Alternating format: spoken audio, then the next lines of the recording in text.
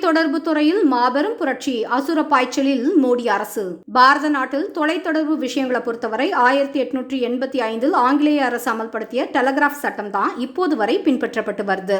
1950 இயற்றப்பட்ட அரசமைப்பு சட்டமே காலத்துக்கு ஏற்றவாறு மாற்றி அமைக்க வேண்டும் என்ற நோக்கத்தில் 100க்கும் மேற்பட்ட முறை திருத்தப்பட்டிருக்கு. ஆனா கடந்த 20 ஆண்டுகளிலேயே இவ்வளவு மாற்றங்கள் நிகழ்ந்திருக்கும் தொலைத்தொடர்பு விஷயங்கள்ல சட்டங்கள் எந்த அளவுக்கு மாற்றப்பட்டிருக்கணும். இப்போது மோடி அரசு கடந்த காலங்களில் செய்யப்பட்டிருக்க வேண்டிய மாற்றங்களையும் எதிர்காலத்தில் ஏற்படக்கூடிய மாற்றங்களையும் கணக்கில் கொண்டு மிகச்சிறந்த தொலைத்தொடர்பு சட்ட வடிவத்தை கொண்டு வந்திருக்கு. வழக்கம் போல எதிர்க்கட்சிகள் தங்களுடைய புலம்பல்களை துவங்கிட்டாங்க. இதற்கு முன்பு இருந்த காலனிய ஆதிக்க சட்டத்தில் ஸ்பெக்ட்ரம் என்ற வார்த்தையே இருந்தது கிடையாது.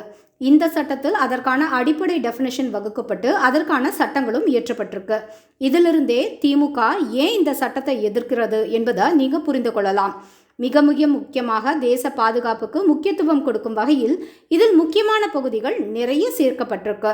முக்கியமாக போலி அடையாளங்களில் சிம் கார்டு வாங்கும் பட்சத்தில் 3 ஆண்டுகள் வரை சிறை தண்டனை உறுதிப்படுத்தப்பட்டிருக்கு.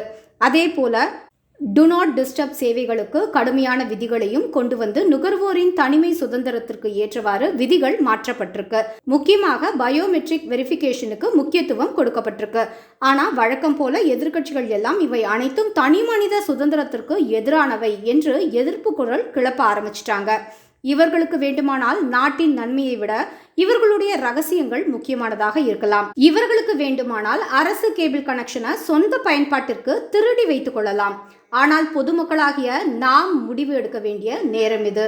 எதிர்க்கட்சிகளின் சொந்த நலனுக்காக அவர்களை நாம் ஆதரிக்க போறோமா, இல்லை நாட்டின் நலனுக்காக துணை நிற்க போறோமா?